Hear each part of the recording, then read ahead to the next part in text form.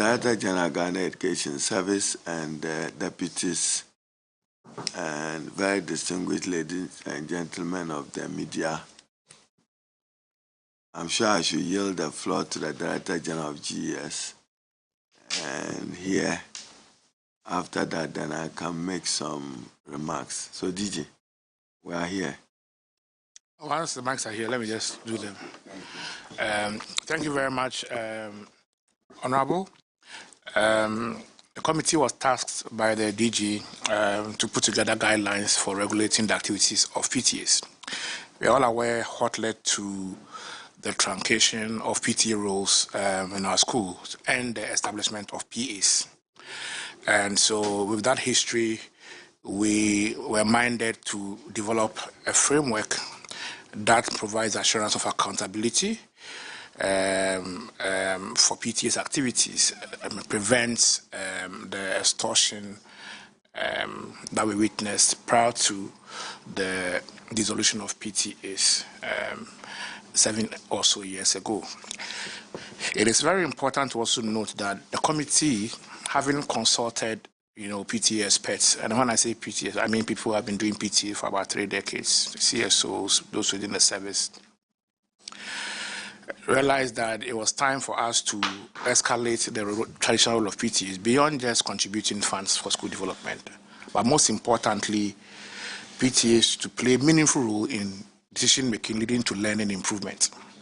And so the guidelines positions PTAs not as contributors of financial or aid to the school, but also active participants in decisions and their implementation, leading to quality improvement in teaching and learning outcomes for that matter. And so, Honorable Minister, on that note, we are happy to have concluded our work and submit the report, which is the guidelines for the regulation of PTAs in tertiary institutions to you, sir. Thank you. Thank you very much. Thank you very much. Thank you very much. So I also hand over to Director General.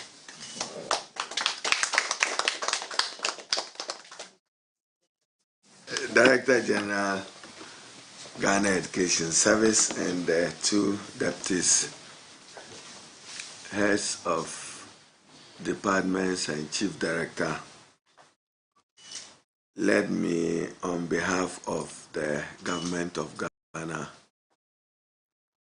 thank Kofi Asare and his team for the diligent work they have done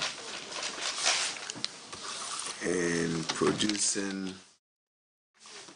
the guidelines for operationalizing parent-teacher associations back in the management of educational institutions in Ghana to partner with the Ghana Education Service, the regulator, to improve learning and generally to provide for safe, secure atmosphere for enhanced learning outcomes. As I listened to Director General, I only could have said that PTAs are back. And when President Mahama announced it as part of his research agenda, many of you would have thought that it will end at PTAs are back.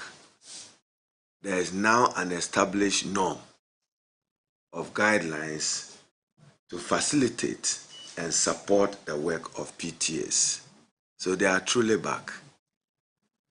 And for those of you who are familiar with socialization, you will come to accept that socialization is a shared responsibility, and particularly for young learners, a shared responsibility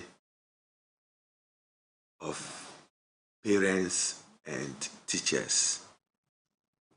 The child spends arguably some time at home, but spends significant hours in school. And therefore, the responsibility is placed on both the parent and the teacher So Ghanaian concept of socialization in every social group in Ghana is one that is to be shared, where parents support teachers and teachers support parents. For us, PTAs are to support improve learning outcomes and to provide for safe, secure learning environment. So, Kofi, let me thank you once again and your team. And as I've said, if you find anything wrong with our pursuit of any policy, we can only use you to right those wrongs. If we do a diligent assessment of your evaluation, where we think that you are also wrong, we'll come back to you that we disagree with you strongly. But where your judgment is better than ours, why not? Would use it to review and improve policy. And I'm saying this by extension to every other civil society input in the provision of education and in the pursuit of policy. Director General, whilst you are here, I'm happy to note and announce that President Mahama will early next year launch an alumni fund, the first of its kind in Ghana.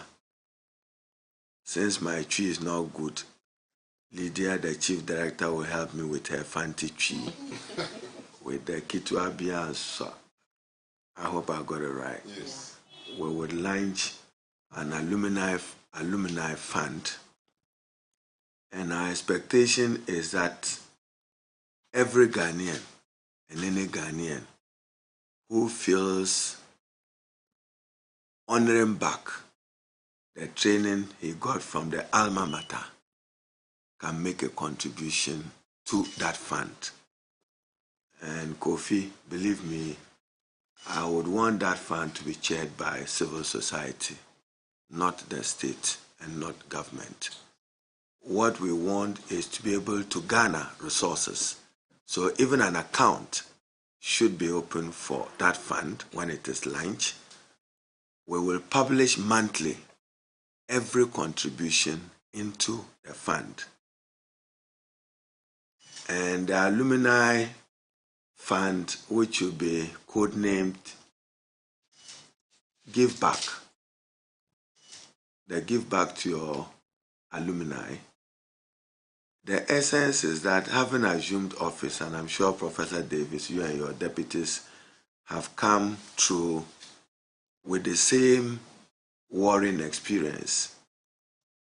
As we sit, if you are told that there's a rainstorm hitting a school, or there is fire or a natural event gutting any educational institution, I will struggle and you will struggle to immediately respond to that emergency, even if you are to subject it to normal government procurement process. So the essence of that alumni fund will be to respond to such exigencies, that when you need $1 million or $2 million in order to get a facility back. But as I've said, in my contemplation, this fund will be chaired by civil society in order that the tenets of standards of transparency and accountability is led by them. There's always suspicion when the politicians or public servants are at the helm of affairs. Not justified though, not justified at all. We assume office as able men of integrity. But in order that we improve the governance of this, so early next year into the first quarter of 2026, President Mahama will launch the Give Back to Your Alumni Fund. It also to recognize that government alone cannot finance education adequately and satisfactorily. And believe me, there may be persons who may even decide that for my alumni, I want to build a dormitory block. That would be acceptable. Or I want to build a classroom block.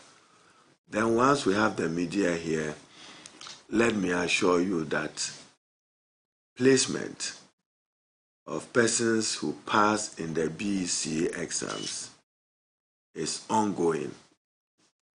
The Director General sitting here have no access. I have no access. Deputy Minister have no access.